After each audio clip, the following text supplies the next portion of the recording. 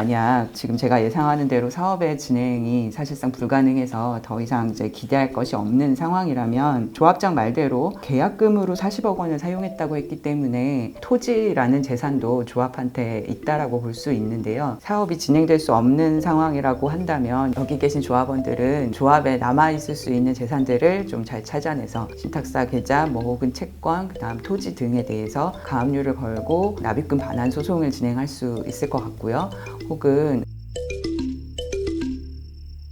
오늘은 5일장 돌며 뻥튀기로 모은 재산 날릴판이라는 제목의 경산 지역에 있는 지역주택 조합원들의 피해 사례가 있어서 이에 대해서 알려드리려고 합니다. 이 경산 지역에 있는 지역주택 조합은 2015년부터 조합원을 모집했다고 하는데요. 상남동 일원에 아파트 724세대를 저렴하게 공급하겠다 이런 내용으로 조합원은 모집이 됐다고 합니다. 그래서 뭐 창립총회도 거치고 뭐 조합 설립 변경 인가도 몇 차례 거쳤는데 문제는 2019년 11월경에 최종 사업 규모가 애초에는 724세대라고 했는데 429가구로 축소가 되었고요. 조합원은 300여 명 정도라고 합니다. 아파트 가구 수가 이렇게 줄어들면 아파트를 선택하는 데 있어서 이제 대형 단지인지 여부도 굉장히 중요한 요소가 되는데요. 이렇게 되면은 애초에 724세대라고 생각했던 조합원들 입장에서는 이 부분도 사실 굉장히 문제가 될 것으로 보입니다. 어쨌든 조합원들이 지금까지 계약금, 뭐 분담금, 뭐 중도금 이런 식의 명목으로 해서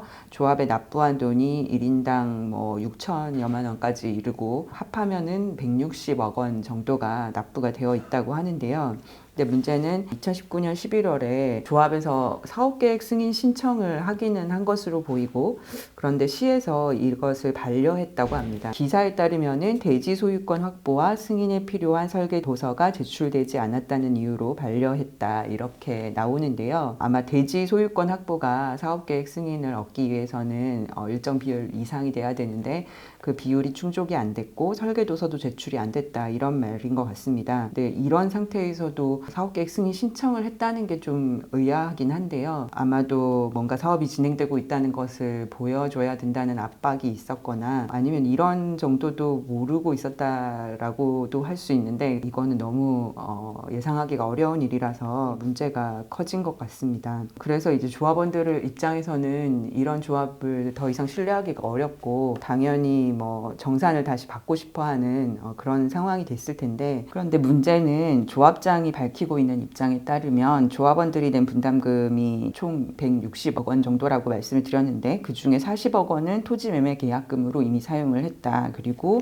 뭐 그 외에 견분주택, 모델하우스 같은 것, 뭐 광고비, 뭐 분양수수료, 업무대행비 이런 명목으로도 다 집행이 됐기 때문에 더 이상 남아있는 돈이 없다 이렇게 주장을 했다고 합니다. 그러면서 사업이 안 된 이유는 토지 확보하려고 미납한 조합원들한테 돈을 내라고 했고 브릿지 대출도 2차례나 시도했지만 이게 조합원들이 협조를 잘 안 해줘서 다 잘 안 됐다. 그리고 뭐 부동산 시장이 침체되어서 잘 추진이 안 된다. 이런 식으로 일단 변명을 했다고 합니다. 그래서 결과적으로 지금 여기 조합원분들이 굉장히 고민이 많으실 수밖에 없는 상황인 것 같고요. 물론 구체적인 뭐 사업 자료를 들여다보지 않아서 알 수는 없지만 이 정도 정황이라면 아마 사업이 정상적으로 추진되는 것은 굉장히 어려운 상황으로 보입니다. 이러한 문제가 발생하는 근본적인 원인은 주택법이 최근에 많이 개정이 되기는 했지만 지역주택 조합에 대한 설립 인가 이후에도 계속해서 어떤 감독이나 관리가 좀 이루어질 필요가 있고 세부적인 부분들에서 문제가 생기지 않도록 계속 들여다볼 수 있는 제도가 필요한데요. 그런 부분이 아직도 여전히 미진해서 조합을 운영하는 입장에서는 조합원들한테 금원만 받고 계속해서 사업을 진행하는 신용만 하면서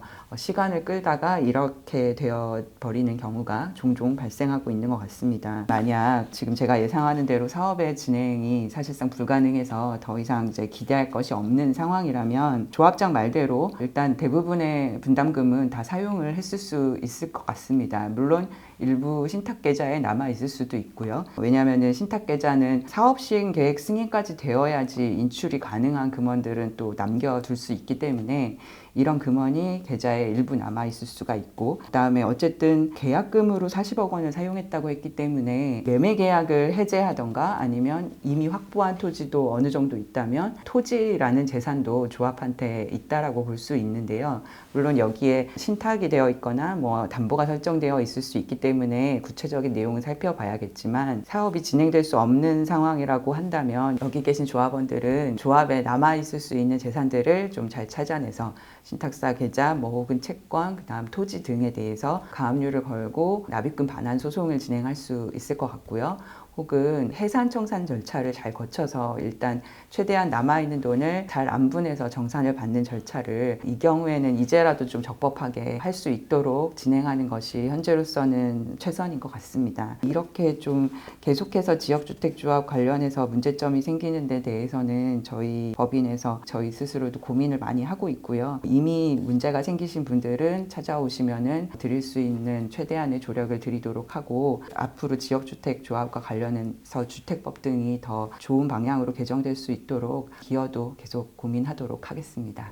안녕하십니까, 강동원 변호사입니다. 부동산 관련 영상을 보시고 싶다면 화면 오른쪽을 눌러서 구독해 주시길 바라겠습니다. 또 더보기를 클릭하셔서 홈페이지를 방문하시면 더 많은 정보를 얻으실 수 있습니다. 항상 저희 법무법인 정의 채널을 시청해 주셔서 감사합니다.